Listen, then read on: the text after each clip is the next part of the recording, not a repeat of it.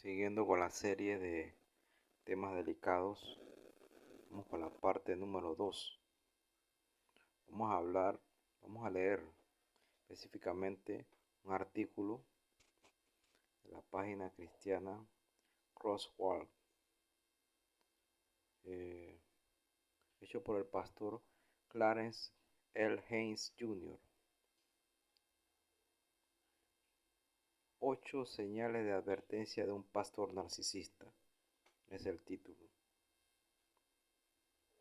El narcisismo se da cuando las personas se interesan demasiado en sí mismas o se admiran demasiado.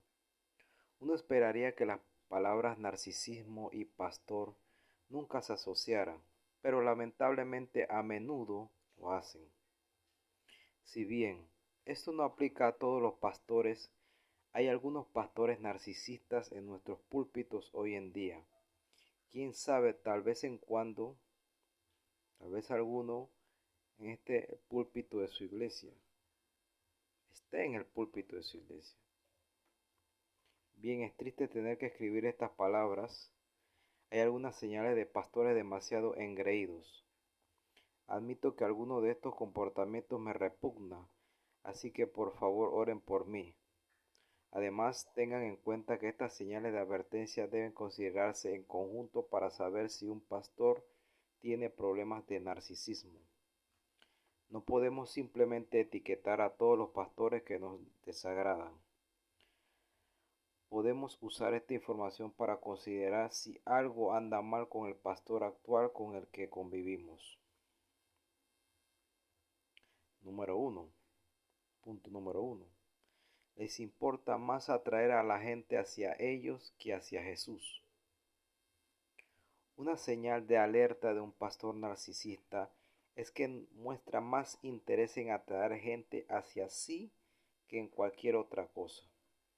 A menudo hacen parecer que tu crecimiento está relacionado con tu conexión con ellos. En lugar de enseñarte a cultivar tu relación con Jesús de forma independiente, te enseñan a depender de ellos para tu alimento espiritual. Pregúntate con qué frecuencia tu pastor fomenta tu relación con Jesús. ¿Siempre enfatiza la importancia de ir a la iglesia o intenta motivarte a construir tu relación con Jesús fuera de su control? Te dicen que hay una unción o bendición especial en su iglesia y que si te vas estás saliendo de esta unción. Aunque me gusta animar a la gente a asistir a la iglesia, hay una diferencia entre ir a la iglesia y ser discípulo. Un pastor hace bien su trabajo, reconoce su llamado a ser discípulos. Ir a la iglesia es solo un elemento. Un pastor narcisista usa términos como tu cobertura e insinúa que si dejas su iglesia te estás desprendiendo de tu cobertura. Lo que quieren decir es que ya no estarás protegido por haber dejado su iglesia. Todo esto es miedo y manipulación diseñados para que lo sigas. Número 2. Solo predican sobre sus bendiciones.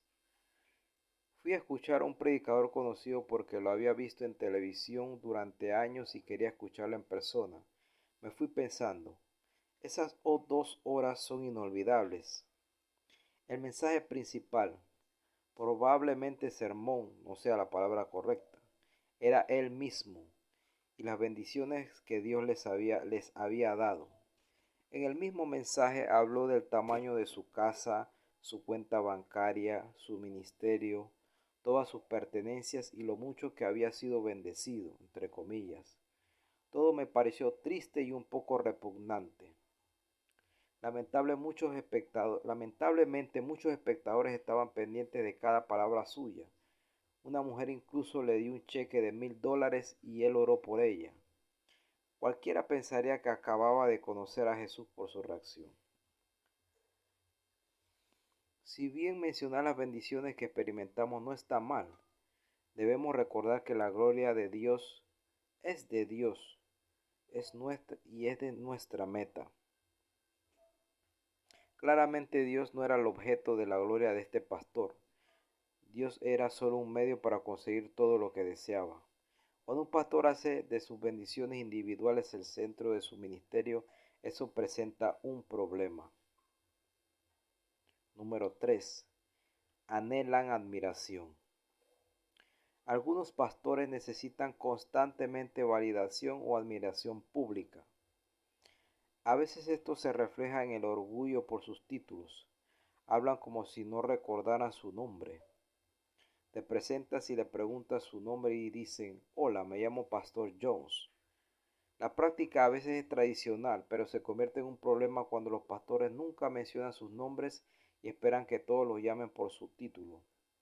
Si bien es bueno respetar el título de alguien, si se sienten ofendidos cuando no los llamas Pastor Jones, por ejemplo, eso implica que tienen una opinión más alta de la que deberían tener. Lamentablemente, los miembros de la iglesia pueden alimentar el ciclo de admiración en lugar de desafiar las prioridades del pastor. Por ejemplo, quizás hayas asistido a iglesias donde celebran con prontitud el cumpleaños, el aniversario de bodas o los mayores logros ministeriales del pastor más que cualquier otra celebración.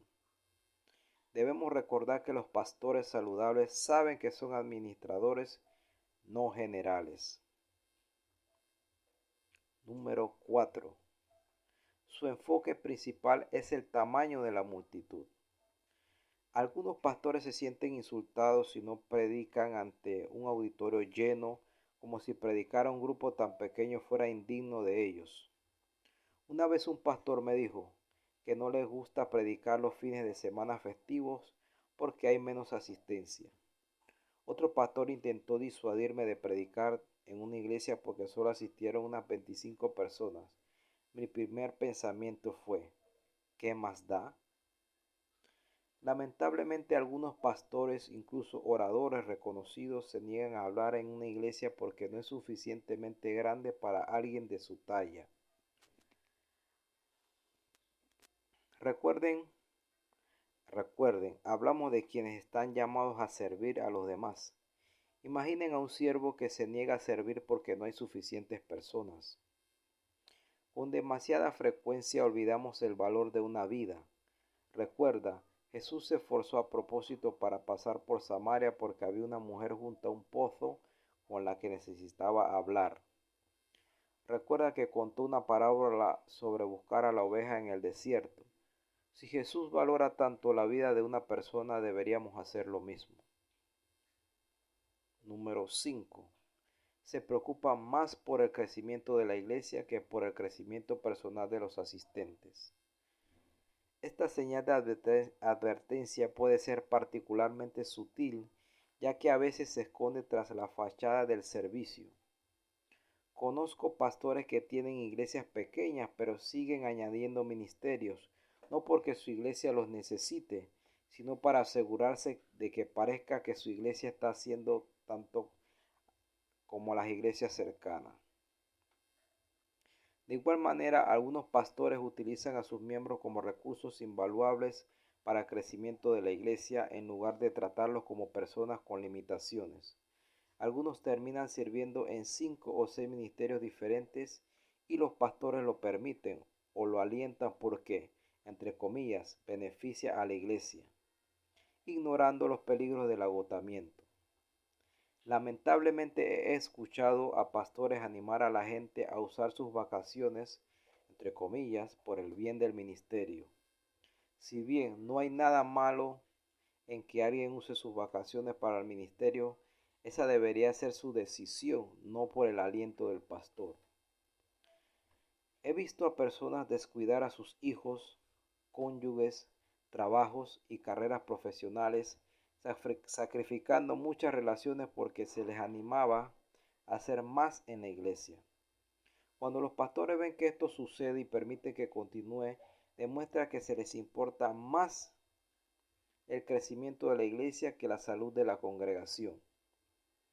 Debemos recordar que los líderes están llamados a servir bien a las personas y a dejar el crecimiento en manos de Dios. Número 6. Presumen los logros de la iglesia como si lo hubieran hecho ellos mismos. Un buen amigo me contó sobre un pastor que se puso en pie en una reunión y habló con orgullo de las diversas cosas que estaban haciendo en la iglesia. Si bien reconoció los éxitos de la iglesia, convenientemente omitió a quienes lo ayudaron a lograrlo. Recuerda que nadie logra nada en la vida sin ayuda. Nadie llega solo. Dios trae personas a nuestras vidas para ayudarnos a avanzar de una etapa de éxito a otra. Algunas de estas personas pueden estar con nosotros por un corto tiempo, otras pueden estar con nosotros durante todo el camino. En cualquier caso, nadie llega de principio a fin por sí solo. Cuando los pastores no pueden honrar a quienes los han ayudado, es una gran señal de alerta. Número 7. No reconocen los dones de los demás. Si bien olvidarse de mencionar las contribuciones de los demás a la iglesia es malo, hay un problema relacionado al que también debemos prestar atención: los pastores que minimizan los dones de otras personas. A veces esto puede significar que ignoran a personas cuyos dones no comparten o no consideran valiosos. Otras veces solo reconocen dones que no ven como una amenaza para su lugar especial en la iglesia. Si el don de alguien difiere mucho de lo que hace, lo reconocen. Si se asemeja a sus dones, y especialmente si la persona tiene más dones que ellos, lo ignoran. En lugar de ayudar a la persona a crecer y desarrollar su don, a menudo lo reprimen por temor a que la persona los eclipse. En lugar de ver a alguien como un aliado, lo ven como una amenaza. Protegerán su territorio de diversas maneras. A menudo asignan a personas que saben que no tienen tanto talento ni experiencia a ciertas áreas para asegurarse de que nadie más destaque, robándoles el protagonismo. Estos pastores narcisistas son las estrellas de la iglesia y es mejor que todos lo reconozcan. Número 8. Se refieren a los miembros de la iglesia como mis miembros. Siempre me fascina cuando los pastores hablan de los miembros de la iglesia como si fueran suyos. Unas frases como, entre comillas, mis miembros. Nunca debemos olvidar que los miembros de la iglesia no pertenecen al pastor, sino a Cristo. Jesús permite que el pastor cuide de las personas por un tiempo determinado, pero en última instancia pertenecen a Jesús. Los pastores son responsables de los miembros mientras permanezcan bajo su cuidado. Sin embargo, Dios puede trasladarlos a otro lugar en cualquier momento. Él decide cuándo y a dónde van. Si bien estos consejos son útiles, quiero terminar con una advertencia. No dejes que unas pocas manzanas podridas alteren tu opinión sobre cada pastor.